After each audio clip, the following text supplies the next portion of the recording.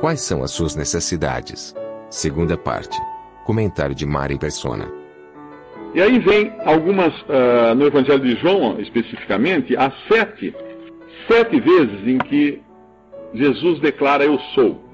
Usa essa expressão eu sou aplicada a alguma coisa ou alguma pessoa, na forma de uma analogia com alguma coisa.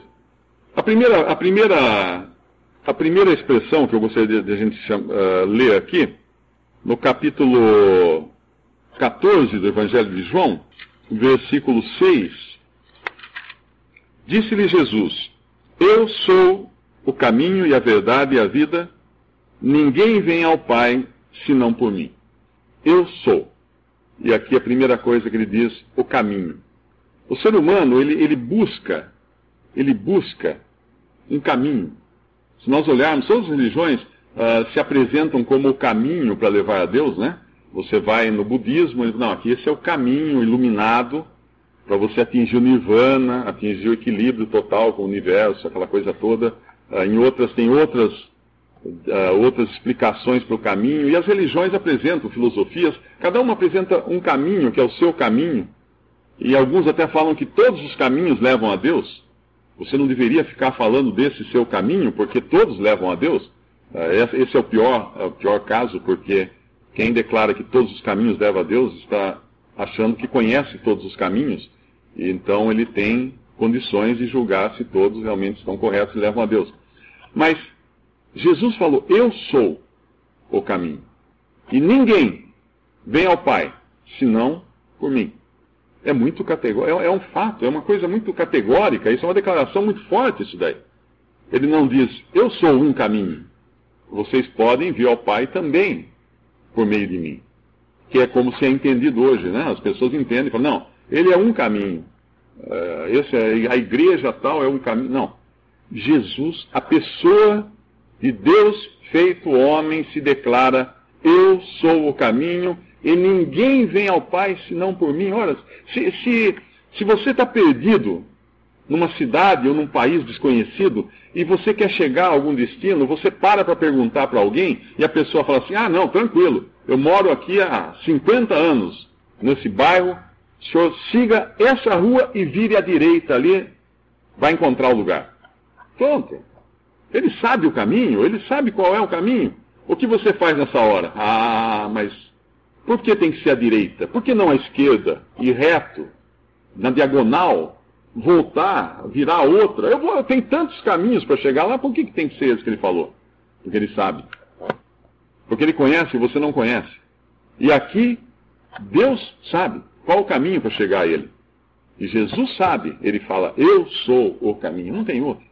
Ninguém vem ao Pai, senão por mim. De duas uma. Ou ele mentiu, ou ele estava perturbado e se enganou, ou ele é o caminho. Basta você ler os evangelhos para você descobrir que Jesus não iria mentir. Não é o caráter de uma pessoa que minta. Basta ler também para saber que era uma pessoa no total controle das suas ideias, das suas afirmações.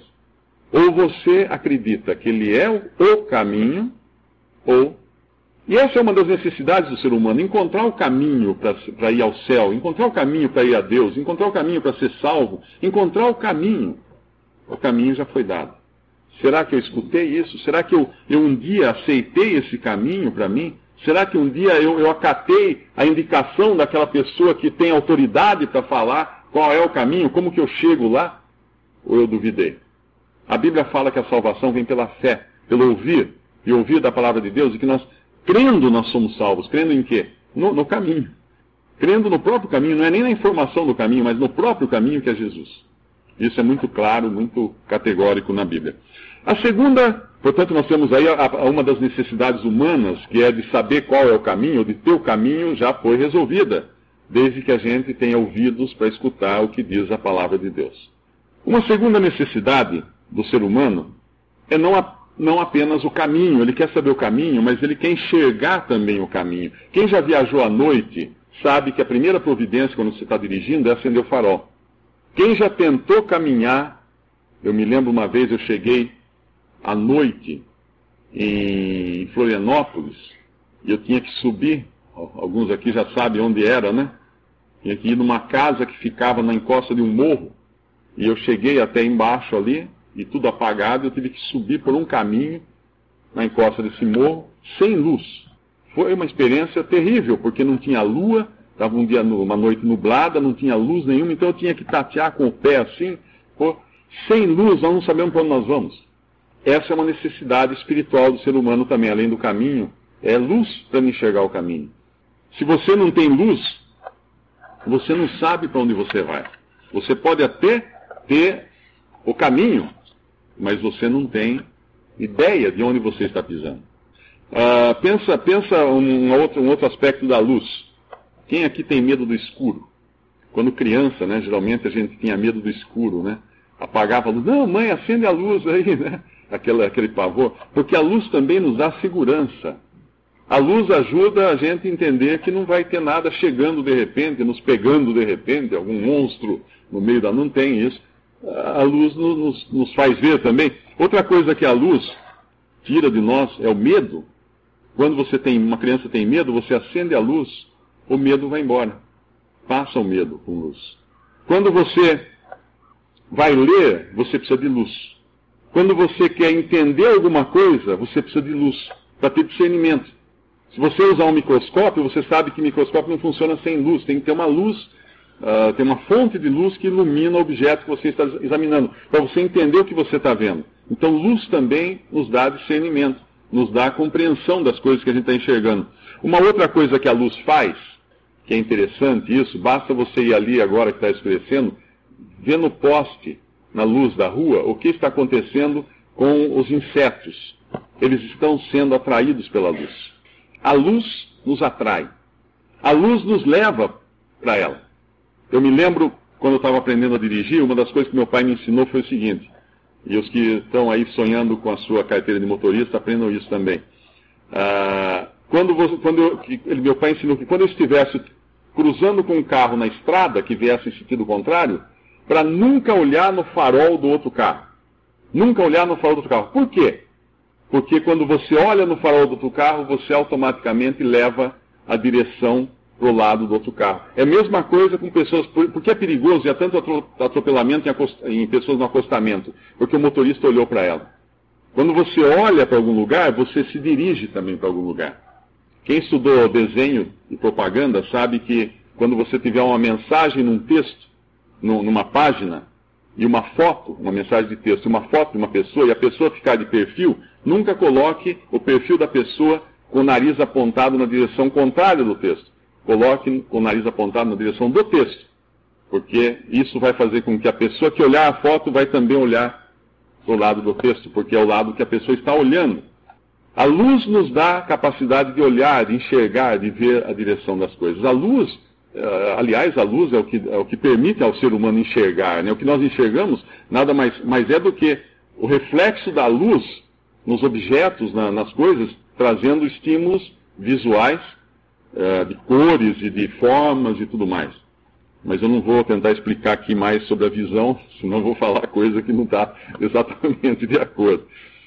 Outra coisa que a luz nos faz, ela nos atrai porque ela nos dá a sensação de calor. Quem aqui já foi em fazenda, já foi... Você está lá para ir fazer uma caminhada, né? O pessoal que vai em fazenda, passar férias, tudo. E quando você volta cansado daquela caminhada à noite e você vê uma luz na janela, o que você pensa? Você pensa em lugar confortável, em acolhimento, em calor, em atendimento das pessoas. Você se sente bem de olhar que tem uma luz. Aquilo é um lugar gostoso para você, e é um lugar bom para você, e a luz nos atrai. A luz também nos dá a sensação de calor. Outra coisa que a luz faz conosco, mais exatamente com as plantas, mas nós não somos plantas, mas também nós precisamos de luz, a luz faz as plantas crescerem, a luz traz crescimento. Quem já viu girassol olhando para o sol, é uma coisa impressionante. A planta crescendo em direção ao sol, a luz atrai, a luz faz com que as plantas cresçam. Sem luz não haveria crescimento. E a luz salva. Todos aqui já viram no Brasil, a gente não tem muito disso, mas tem até na Bahia, tem, né? em alguns lugares do litoral, o farol, aqueles famosos faróis para guiar os navios, aquela luz que fica virando e piscando, a luz salva. A luz salva navios que iriam se arrebentar nas rochas, a luz salva. A luz avisa onde há o perigo. Quando o avião vai descer no aeroporto, a pista inteira está iluminada com pontos de luz, porque a luz mantém o avião no seu curso correto. E Jesus fala, eu sou a luz do mundo. No capítulo 8 de João, versículo 12, falou-lhes, pois, Jesus outra vez, dizendo, eu sou a luz do mundo. Quem me segue não andará em trevas, mas terá a luz da vida. Eu pergunto, depois dessa lista de coisas que a luz faz para a gente na nossa vida natural, quanto mais ela faz para a gente na nossa vida espiritual. Se nós necessitamos tanto de luz para viver nesse mundo, quanto mais nós necessitamos de luz para viver na eternidade. Jesus é a luz do mundo. Quem me segue não andará em trevas, ele falou. Você precisa dessa luz? Certamente. Assim como você precisa do caminho, você precisa também dessa luz. Eu preciso dessa luz e eu preciso desse caminho. A gente não vive sem isso, pelo menos da maneira que Deus quer e pelo menos por toda a eternidade. A terceira coisa que a gente encontra, que também está relacionado com uma necessidade humana, assim como a luz e o caminho, a terceira coisa está no capítulo 6 do Evangelho de João, no versículo 48. Então, primeiro o versículo 47, na verdade vos digo que aquele que crê em mim tem a vida eterna. Eu sou, olha o eu sou de novo, eu sou o pão da vida. Eu sou o pão da vida. Aquele que se alimenta desse pão jamais terá fome. Nós precisamos de alimentação, até Maslow coloca essa necessidade como a básica do ser humano. Nós precisamos de alimentação para viver, para sobreviver. Nós precisamos de pão. E Deus enviou ao mundo um pão do céu. Lá no Antigo Testamento, quando os hebreus andavam pelo deserto, depois de saírem do Egito, indo em direção à terra de Canaã, a terra prometida, eles não tinham comida, no deserto não há comida, né? Então Deus providenciou o maná que caía do céu, como um orvalho, e ficava sobre o orvalho, na verdade, e era uma coisa muito saborosa, que eles comiam e se alimentaram durante 40 anos. Eles não precisaram de outro alimento, senão do maná. E Deus chama na sua palavra, na Bíblia, que é a sua palavra, o maná de pão do céu. E aqui nesse capítulo 6, no versículo 48, quando Jesus fala, eu sou o pão da vida, no versículo 49, ele fala, vossos pais comeram o maná no deserto e morreram, e este é o pão que desce do céu, para que o que dele comer não morra. Eu sou o pão vivo que desceu do céu. Se alguém comer desse pão, viverá para sempre. E o pão que eu der é a minha carne, que eu darei pela vida do mundo. Ele anunciava aqui algo que ainda iria acontecer com ele, que nós vamos ver mais para frente. Outra necessidade humana, que a Bíblia nos mostra como sendo uma necessidade importante até para nós, além dessa de nos alimentarmos, no capítulo 10, versículo 7, tornou, pois, a Jesus a dizer-lhes, em verdade vos digo que eu sou a porta das ovelhas. Todos quantos vieram antes de mim são ladrões e salteadores, mas as ovelhas não os ouviram. Eu sou a porta. Se alguém entrar por mim, salvar-se-á, e entrará, e sairá, e achará pastagens. Eu sou a porta. Eu sou. A porta nos fala de muitas coisas. Naquela lista de necessidades humanas também havia a necessidade de segurança, né? E a porta atende essa necessidade também de segurança, porque a porta nos mantém seguros, entrará e sairá e achará pastagem. Ele está se referindo ao lugar onde as ovelhas eram colocadas lá no tempo do Novo Testamento, que havia uma porta, um muro, uma porta, a ovelha era levada para dentro, abria aquela porta, as ovelhas entravam, e quando elas entravam, havia alimento para as ovelhas lá dentro, separado dos lobos, protegida dos perigos. Atrás daquela porta havia segurança e havia também alimento, havia preservação da vida. E a porta é isso também para nós.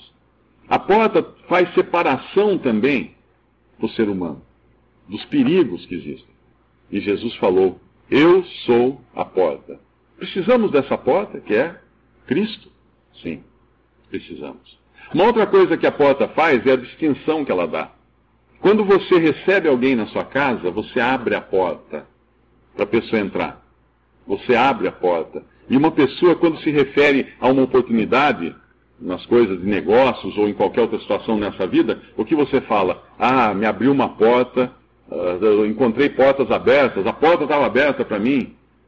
Ele abriu a porta. É uma expressão que a gente usa até como uma grande oportunidade, uma grande chance. Algo de muito bom vai acontecer porque eu tive a porta aberta. E agora ele está falando aqui: eu sou a porta. Ele é a porta.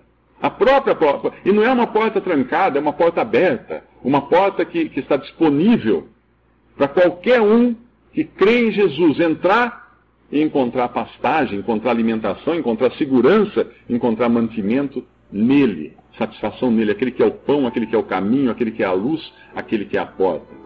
O atendimento completo das nossas necessidades.